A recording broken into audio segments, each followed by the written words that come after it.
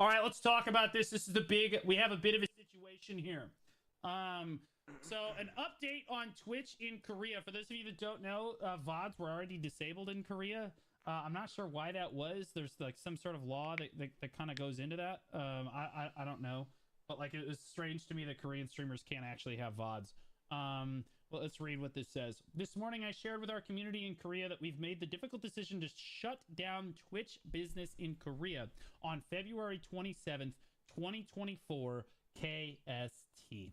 We understand that this is extremely disappointing news, and we want to explain why we made the decision and how we're planning to support those impacted. There we go. Ultimately, the cost to operate Twitch in Korea is prohibitively expensive, and we spent significant effort working to reduce these costs so that we could find a way for the Twitch business to remain in Korea. First, we experimented with peer-to-peer model for source quality. Then we adjusted the source quality to a maximum of 720p. While we lowered the cost for these efforts, our network fees in Korea are still 10 times more expensive than those in the other countries. Twitch has been operating in Korea at a significant loss, and unfortunately, there is no pathway forward for our business to run more sustainably in that country. To all of our global communities, we want to make it clear that this is a unique situation. Operating costs in Korea are significantly higher than they are in other countries, and we have been open about this challenge for quite some time. Twitch streamers in Korea have devoted significant time and effort into building their communities, and we plan to help these communities find new homes, even if it is regrettably not on Twitch.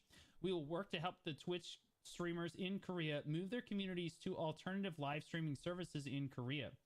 We are also reaching out to several of these services to help with the transition, and will communicate with the impacted streamers as those discussions progress. I want to reiterate that this is a very difficult decision and one we are very disappointed we had to make. Korea has always and will continue to play a special role in the international esports community, and we are incredibly grateful for the communities they built here on Twitch. Down the drain. For more information, please visit our help article. Okay, all right. So, this is obviously not a good thing. The CEO, really what happened here, guys, is the CEO at Twitch said, guys, Blue Squadron has picked up Korean viewers. Ax them. They can't handle it. They can't handle it. Ain't no way. Sure, that's not it. They cannot handle the growth. It's our fault. Directly our fault. You heard him. You heard him. Also, this is bullshit. I finally get Korean support and like other people. I'm trying to diversify my content across different like cultures and regions. And Twitch said, nah, you're going to stay English. Like, all right, so we have some frequently asked questions. So like, yeah, like I have a few questions. Like the first one is like, are the viewers affected by this? Like, can people still view Twitch in Korea? Or is it just like, okay, like no one's going to be able to access Twitch from Korea? How will the streamer experience change in Korea? All right, we've already gone over this. Will the streamers in Korea receive revenue from subscription I made to them? Streamers in Korea will continue to receive their payout as usual from Twitch and will receive the final payout applicable earnings on March 16th. Okay? All right. I'm a Korean user and received an invitation to join the affiliate program, but I'm unable to select KR as my onboarding country. What should I do? That's the fun part. You don't. Go to Kick. Goddamn. New affiliates will no longer be able to onboard in the program. Yeah, no, I mean, like, we expect that. So I'm curious. I'm a monetized streamer in Korea, and I wish to offboard from the affiliate partner program before June 4th. How can I do so? Okay.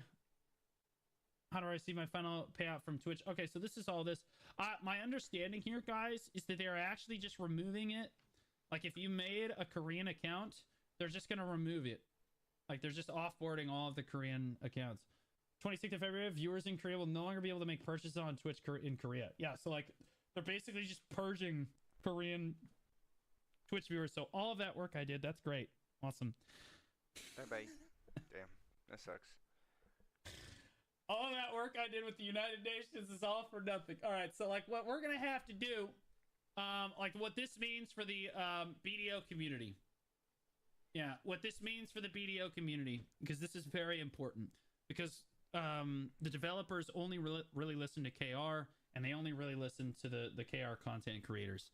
Or like if you're talking about content creators that they listen to, they're only Korean. And if they're moving to other platforms, first of all, how devastatingly bad it is to have to move your platform. I feel so bad. I feel so bad for the Korean streamers who have to move to another platform after spending all this time growing on Twitch. And Twitch is the biggest live streaming service in the world. They've effectively handicapped all Korean streamers' ability to grow in general, because now no one can really discover them. Like, other than, like, they're going to have to go to, a lot of people are saying Afrika. Afrika is just not, it's not it, guys. Like, it's like the Afrika category for BDO is just pathetic. Afrika is just basically dead. It's not it. Like, I've done a lot of research into Afrika over the last week or two. It's just not where it's at. I think that they either have to go to Kick or they have to go to YouTube, right? And so, like, there's a lot of Korean streamers. There's a lot of streamers in general that just don't have a YouTube. And so, like, this is just horrible for them. This is just really bad. For the it's scary as a content creator that they can just do this and just like remove it. But like, this is also why I'm trying to grow on multiple different platforms at once. I think it's a little ridiculous that this is happening. Yeah, the costs are like 10 times as much. That really sucks. But it also really sucks for someone like me that really did the due diligence of trying to find out, of trying to like diversify my audience to also be Korean. That all of that work is basically for nothing on Twitch. I may start multi-streaming. Well, okay, so what does this mean for us with the United Nations podcast? Just to be clear, we are scheduling a United Nations podcast for after the Calpheon Ball. So what's going to happen is the Calpheon Ball is going to happen, and then a week or so after the Calpheon Ball happens, we will get together the United Nations of Black Desert. So like all like the Korean streamers, you know, NA, EU, SA, or like SEA at least. I'm gonna try to have a console representative, but I'm not sure how that's gonna go quite yet. But like, the way we do this is gonna be much harder now. I'm gonna have to multi-stream it so that the Korean users can actually interact with us, and we're gonna have to get them to interact on another platform. I'm not sure exactly. I just feel like we're really going to struggle. The first United Nations was really good because we had the Korean users in the Twitch chat and we could use it. Like, trying to get enough Korean users to actually use like the YouTube chat or to use Kick. I mean, they're going to have to figure something out. So like, hopefully, hopefully we'll be able to figure that out. Again, we have until February, it looks like, to kind of figure this out. The next United Nations podcast isn't going to be that too much of a problem, but I am going to have to figure it out for the future. I've already looked into multi-streaming already. I will start multi-streaming, if not just for the United Nations podcast, for my own sake eventually in the future. I was going to wait until after December probably to do that.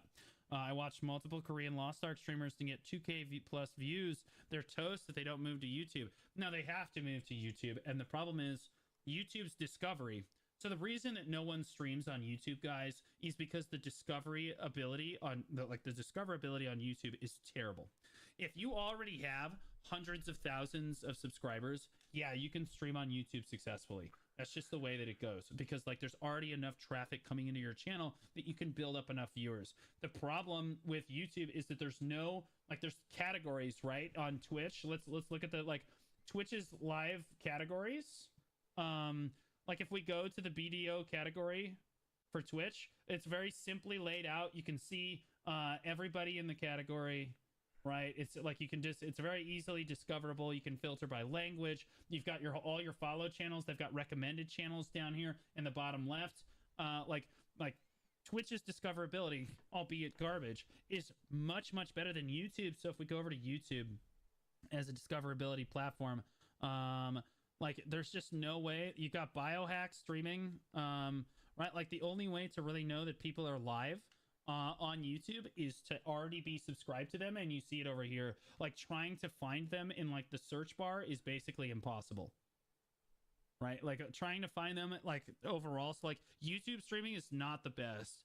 Like, if I was a Korean streamer, I would probably go to Kick and try to multi-stream to YouTube as well. So like, Like Kick at least Kick is doing. So if we go to Kick, so the biggest problem with Kick and the reason that most people don't stream on Kick right now, at least for the Black Desert category. Let me see if I can find it. So yeah, 0 viewers. This is the Black Desert category on Kick. This is why no one does this. Okay, this is like no one does this. Okay, yes, you get more sub revenue and stuff. Like you get a better split on sub revenue and stuff. The problem is content creation is all about discoverability, and the simple fact of the matter is that the discoverability on this platform here is much better when you have this many people circulate. Like there's 8.1k viewers in this category that could theoretically click off and find your stream, right? Like I've done this many times. I'm sure you guys have too, where you just click around and find people's streams like this. So like, I don't know. I think it's a little ridiculous. Well, I mean, 2 million. Yeah, I mean, you can't really look at the follow as kind of a joke, right? Like looking at this follower thing is kind of a joke, right? Like, cause Kick is far newer than Twitch is. I mean, like Kick talked to me. Kick reached out to me about coming to stream on their platform, and did make me an offer and stuff. But like I figured that the discoverability on Twitch at that time in my career was more important. And I've considered multi-streaming, but like look what I would be multi-streaming to. I would go through the trouble of multi-streaming to no one, right? Like it's really hard to get noticed on Kick when like there's no one in your category, like or even like querying the category. It's just miserable. So like I think the Korean Korean content creators are down tremendous. Like this is really bad for them. This is really bad. Mainly because you need the duality of YouTube, and then like you need the discoverability of YouTube coupled with like the live broadcasting power of Twitch. That's like the go-to for like basically every single creator. Unless you're a big, like there are some big YouTube streamers, let's not understate it, but like there's none of them are BDO YouTubers. Yeah, it's right? just this is so terrible for Korea. Like, yeah, YouTube discoverability sucks. Let's be honest about that. Unless you're subscribed to them, and the only other option is Kick, and Kick is still new and up and coming, so there's not a lot of attraction unless you're gambling or doing other like just chatting streams, and you happen to have already a nice big community that you can bring over, so it works out for you. But if not, then you're pretty much screwed. You know what I mean? That's just the bottom line of it. You know what I mean? I hope that they are able to find a new home, because there's a lot of Korean streamers that I do watch, and I do enjoy their content, so I don't know what's gonna happen. I hope that certain people will be okay. I mean, I think one of my Korean streamers that I watch is gonna be okay, because technically they're U.S. citizens, so whoever's Korean that's obviously in the U.S. is fine, but those that are in Korea will not be fine. They'll be affected very badly, so we're definitely gonna have to see how this plays out. Happen. Anyway, I just wanted to cover that real quick. That's kind of what's going on with the Korean Twitch situation. It's really sad to see this. You hate to see it. Fortunately, they have until February to kind of sort out what they're going to do and what platform they're going to go to. I'm sure we will discuss this on the next UN podcast after the Calpheon Ball. Let's watch one more video. Gotta say, I can't believe Twitch is shutting down in Korea. That's kind of scary. I mean, guys, what if streaming is just like a thing of the past now? You gotta go more left. Like, what if it's just a thing of the past? What if, like, the streamers you know now are the last big streamers you'll ever see? Really? Very scary. Well, I mean, it just proves that it doesn't make money there. Like, it's not viable, if that makes sense. Which is kind of scary, right? So it's like, I don't understand. that could be it.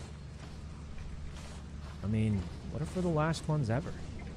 They'll just move to another platform? Well, it's not always that easy. So on YouTube, you can't stream until you're already a pretty decent-sized channel. I think that's the big difference. Like on Twitch, anybody can stream. Like, you could make an account right now and start streaming on Twitch. On YouTube, you can't do that. Yeah, you can. You can live stream on YouTube. The only problem is you won't be discovered very well. That's the only issue. Like finding me right now on YouTube would be, unless you're subscribed to me, would be impossible. You know what I mean? Even with you put a million tags or whatever, it's not gonna make a difference. Maybe slightly, but not like Twitch. And that's why Twitch costs a lot more money. But that's part of why, I mean, when I started streaming, I just started streaming. What's the trick to get up here, man? One of like 4. I feel like I'm trying to stream in 24 Korea, count. man. It's not working. Where like That where was a I joke. am, Too where I soon. am. Those, you ever And, think like come to Twitch shutting down in Korea means streamers aren't like viable? What if like we're the last notable streamers to ever exist because it's not a successful, viable career? at least we're rich now. Oh my God, Jesus, Jesus, man. I mean, We he's made not our wrong, money. but but what if? Wouldn't that be sad? You know, I became a streamer because I used to watch Lyric a lot. He was one of the streamers I used to watch. Bro's glazing, man. What if no one else gets to do that? Yo, you making it up here or what? I can't do it, man. Yeah, so it's pretty sad. If they do end up shutting down, that's going to be a big hit for Twitch viewers and for other content creators as well, through the platform and stuff like that. I hope that something gets corrected and hopefully streamers can keep growing. If not, then yeah, maybe it will be the end and a lot of us streamers are going to have to find a new hobby. Alright, I'm going to end this quickly for the stream. So yeah, this is it. This is all I got for this reaction for this Korea Twitch shutdown. I'm gonna end it here.